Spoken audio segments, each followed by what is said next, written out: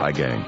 Bob Boving here with The Mystery Project, where our series is the continuation of Peggy Delaney, written by James W. Nichol. A search for a human interest story lands Peggy in the middle of a murder investigation. She also finds a new friend, now that Nick has left town, a police detective. Kyra Harper stars as Peggy Delaney in episode 15, A Death in the Family. Hello there. You've reached Peggy Delaney, Toronto Tribune. If you have something confidential you want to pass on, just leave your name and number. The walls have ears. I'll get back to you. If you're calling to give me fulsome, unqualified praise for my columns, feel free now. If you're calling to scream at me, fascist, communist, cop-loving, cop-hating, pro-lesbian, anti-lesbian, pretend anti-establishment, crypto-Bay Street swamp pig, go for it.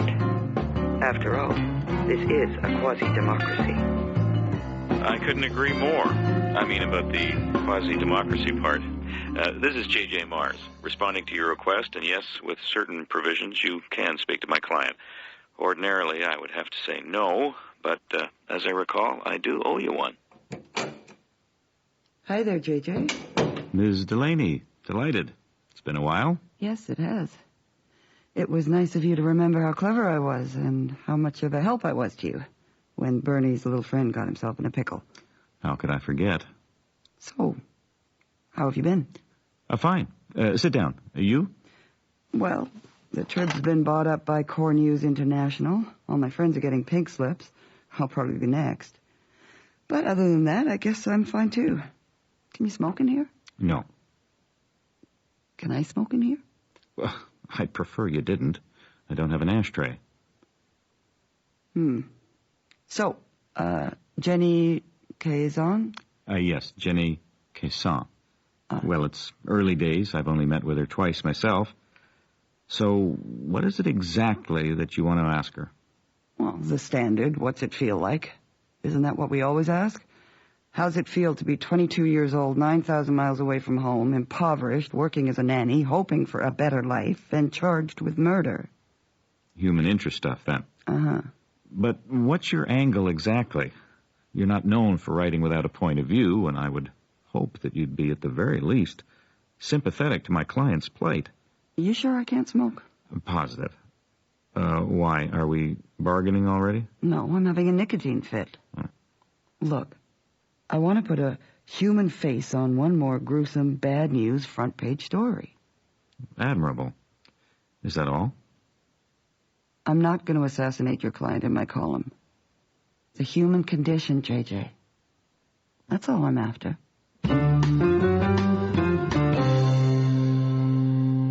All there is factories there. How much time? I have an hour, then she's back to lockup. I'll give you 10 minutes. So, this was near Manila, where you were living, Jenny? Yes. Everybody works in the factories there. They work for $7, $8 American dollars a day. It's very hard there. And how much were you making at the Ryans? I was paid $120 a week. And my room and board. And what did you have to do to earn that money? I had to look after that baby. And do the wash and cook the meals and clean the house. 40 hours a week? No, more. But I don't complain. I don't understand. This could be helpful to us if we have to go to trial, Jenny. The public's perception of you is important, and jurors don't live in isolation. But I didn't do anything. The police think you did, and they must be sure of themselves, or they wouldn't have brought down a charge so quickly. Oh, okay. Now we're getting off track. Now, why don't we talk about Jenny's family? I believe she has 8 brothers and sisters at home and a sick father. Isn't that... But I didn't hurt that baby. I wouldn't. Then tell me what happened. Now, wait a minute. Ms. Delaney, she's already been charged. You can't go public with anything material now that might come up at the trial later. So what's the point? The point is, I'm not going to write about a generic Filipino nanny. I'm going to write about a specific person. Jenny Kazan, if I write about anything at all. So I have to hear her. The point is, If you want me on her side, I have to know her side. That's the point. In the interests of my client, I reserve the right to terminate this interview at any time. Okay. So, Jenny, what happened? I heard the baby crying. Jason. Yes. He's the Ryan's only child?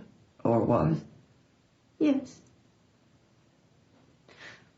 It was about 12:30 or maybe 1 in the morning. He usually woke up about then. So I got up and went into his room and picked him up. Were you sleeping? Yes. I sleep right next to the baby's room.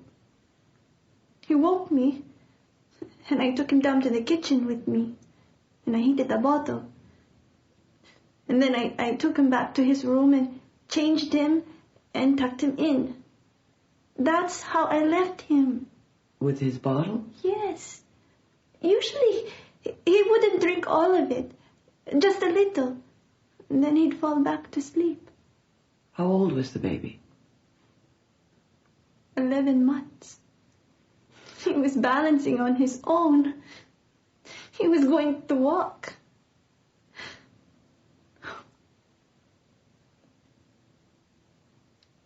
He fell back to sleep. I didn't wake up again until I heard Mrs. Ryan screaming. I jumped out of the bed and I went out into the hall. Mr. Ryan was already running towards the baby's room. And he told me to go back and get dressed. So I did. And then when I came back out, I saw Mrs. Ryan running down the stairs, holding Jason. I went downstairs too, but they had already rushed outside to the car. I went back upstairs again. I went into my room. I prayed and prayed until the police came. And they questioned me, all these questions. And they took me out the house and down to a police station. And then they took me down here to jail. But I wouldn't hurt their baby. Hurt? Murdered, you mean? Strangled to death, wasn't he?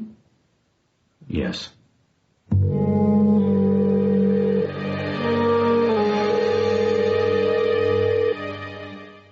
Hello? Is this Boise, Idaho? What? I'd like to order a ton of mashed potatoes, please. It's you. I thought I'd finally ditched you. No such luck. How's everything going, Nick? Yeah, there's a foot of snow outside. My mother's threatening to move from the nursing home back here, and the doctor says I've got hives. Swell. Anything on a new job? No. Have you been fired yet? Not yet. I miss you. I miss you too. I guess. I've got a favor to ask you. Of course you do. Do you know a Detective David Lee or a Detective Carlos Szabo in homicide? I know Szabo pretty well. Why? He's working a case I'm interested in. I just need an intro. You want me to call Carlos Szabo and ask him to talk to Peggy Delaney? Are you kidding? You're not exactly the Metro Toronto Police Association's poster girl. Amber and I'll come visit you when I take her home to Vancouver in the summer. Really? Well, I think I'd appreciate that.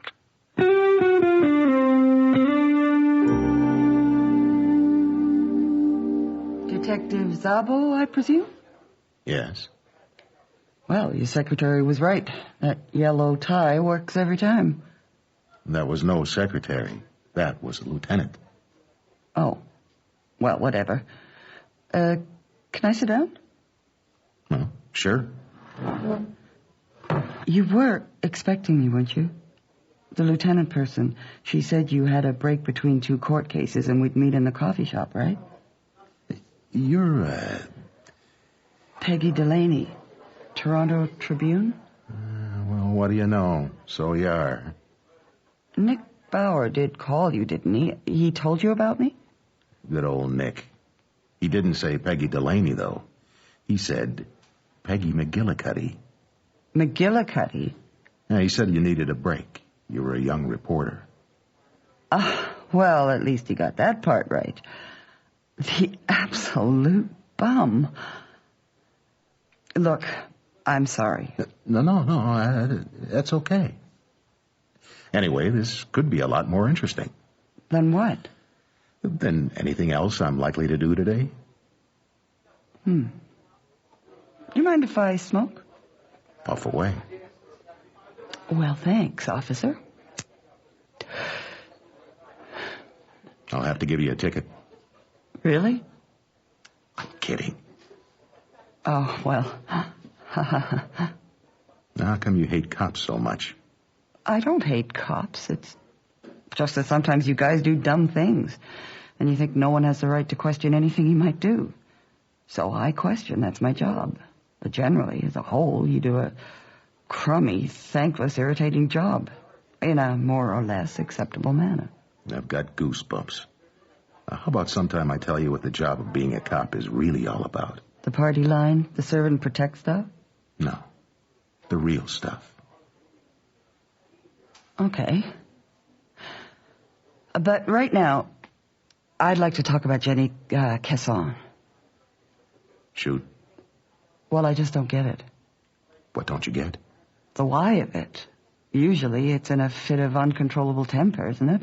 Or it's the action of some demented, sadistic creep. And always when they're alone with the child, not with the parents still in the house. There's no rule book that I know of. No, I know. Sometimes logic has nothing to do with it. People do things. They hear voices, or they just can't think straight. They're not in the real world. You think Jenny Casson is crazy? No.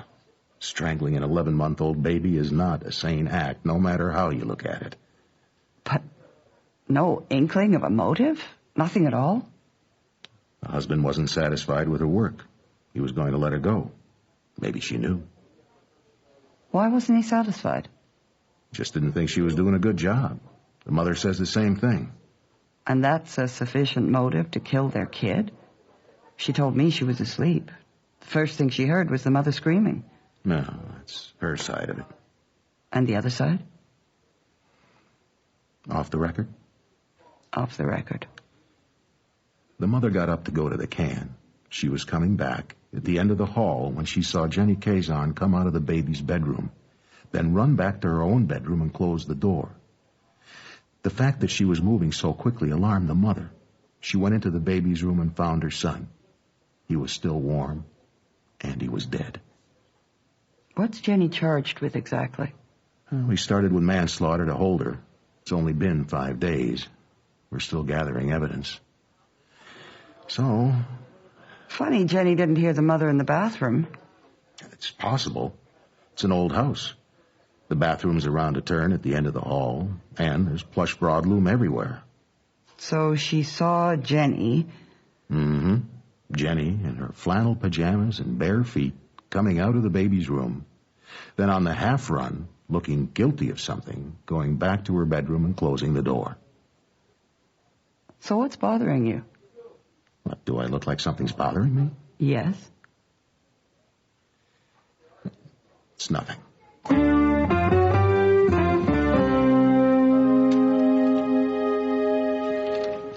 I canceled all my patients this week, but, well, I find it makes the time go by just working around the office. Yeah, well, it was very kind of you to agree to see me.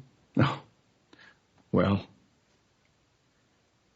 can you imagine? We can't even bury him yet. They haven't released him. My son. I'm sure it must be terrible.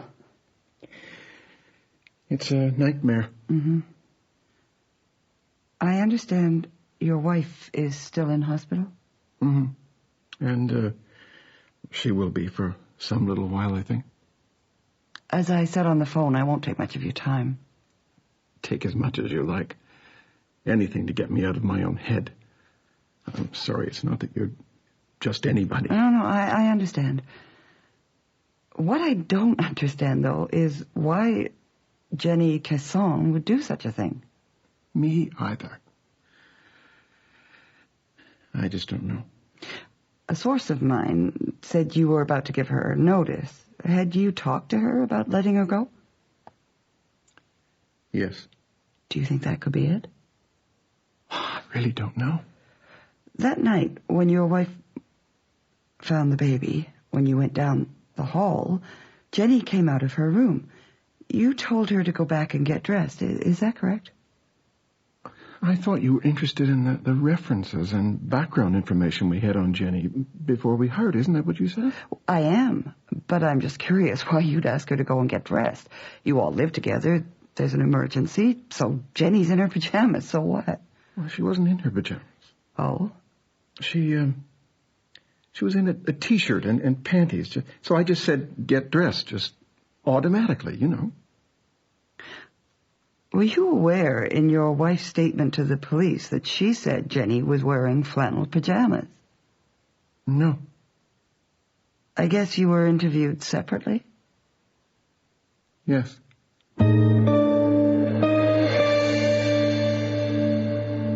Two pair? Why? One with pink stripes, one with blue small flowers. The kind with trousers? Not a nightie? Yes. But why? So you alternate them, wearing one or the other all the time? Yes. So which one were you wearing the night Jason Ryan died?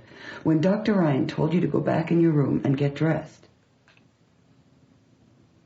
Jenny, did the police ask you what you were wearing? No. I think you better answer this for your own good. Jenny? I was wearing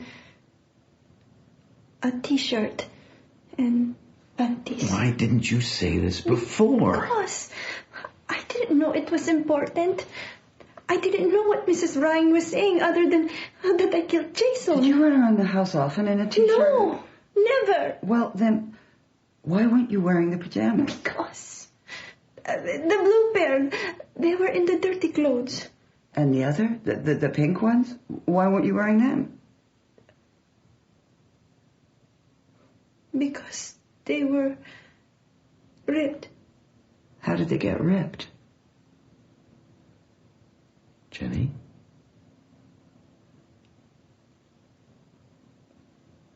Dr. Ryan, the night before, when Mrs. Ryan wasn't there, he ripped them. Why?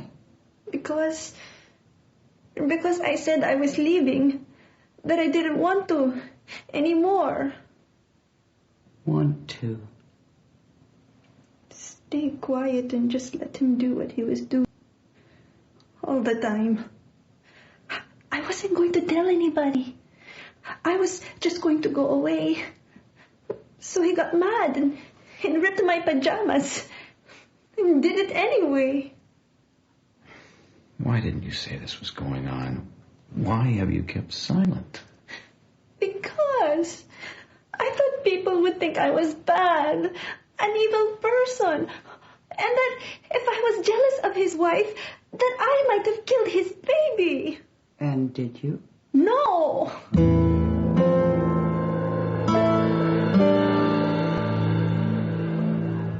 It's just dreadful. It's beyond imagination, really. Well, not everyone's imagination. That's the scary part. Yes. She'd been there for about 6 months. I can remember Grace coming into my office and saying that they'd finally found a girl they both really liked. And she was crazy. She was just crazy. Have you been to the hospital to see Grace yet? Twice. The first time she was so heavily sedated, I just sat there with her for an hour or so, holding her hand. There was no point talking. And I dropped in last night. She's holding on, I guess. I'm very afraid for her. Was Dr. Ryan there? Yes. He looked shell-shocked. Just terrible. Well, is he your dentist? Why? Oh, there's no reason. I just wondered. Well, yes. I switched to Eric when I got to know Grace. So, what kind of a guy is he? I mean, normally, before this. Oh, lots of fun. He's always on the go.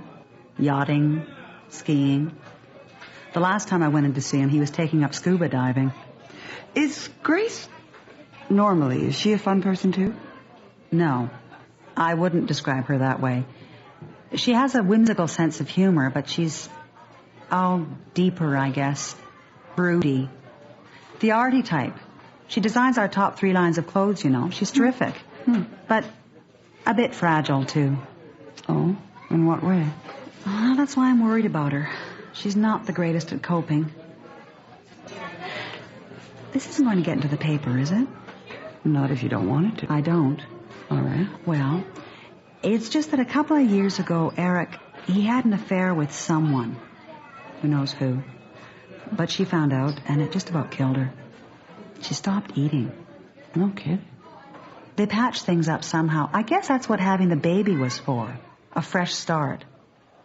And that's why I'm so worried about her now. She didn't do so well after the baby was born either. What do you mean? Well, she had a really hard time. She suffered from... Her doctor called it a full-blown case of postpartum depression. She told me it was like being at the bottom of a well with no way out. She had to be hospitalized then, too. Did she talk much about Jenny Casson? No, not to me anyway. Just that she was a likable girl and that she trusted her.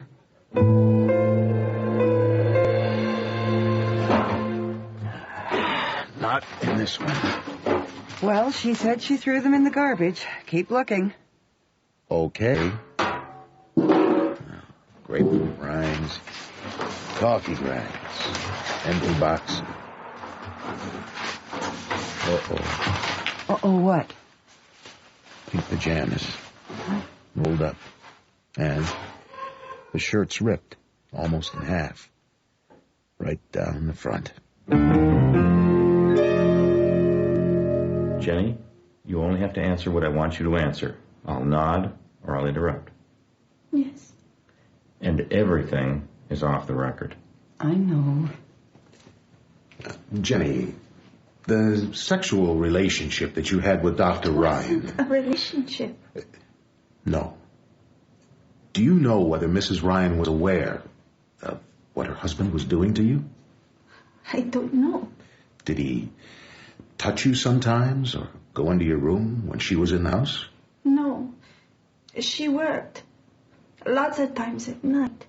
He'd wait until she worked. She could have come home early, though. Seen something through a window. Well, particularly if she was the suspicious type. Jenny, I'm curious about 2 things. One, you say you got up to give the baby a bottle between 12:30 and 1 a.m. because he was crying? That's right. Were you asleep? Yes. Well, how did you hear him? You can always hear a crying baby. And I have a monitor beside my bed. And 2, you said you left the bottle with the baby. That he usually falls asleep and the bottle just, rolls to the side beside him? Yes. So, Jenny, if the baby monitor is right beside your bed, then why didn't you hear something when this child was being strangled to death? I don't know.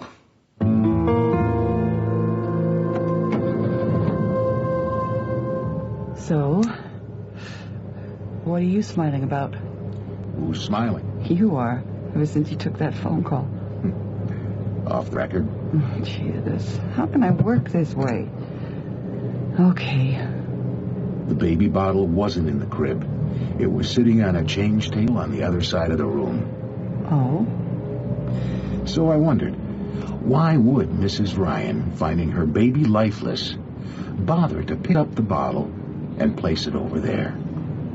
She was already alarmed when she went into the room, so she'd snatch her baby right up into her arms, wouldn't she? That's what was bothering you? Yeah, enough to visit the hospital and lift her drinking glass.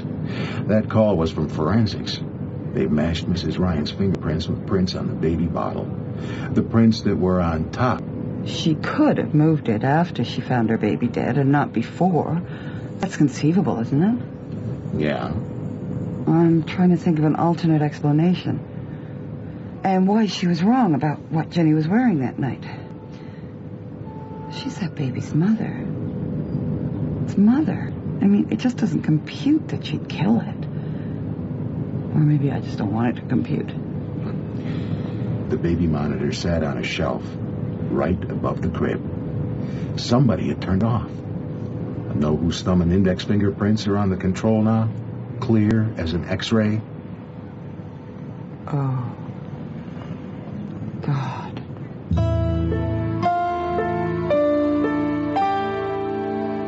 Hello? Dr. Letterman to post-op, please. Hi. Dr. Letterman to post-op. Mrs. Ryan? Yes. I'm Peggy Delaney from the Toronto Trib. Of course you are. My husband said you might be around.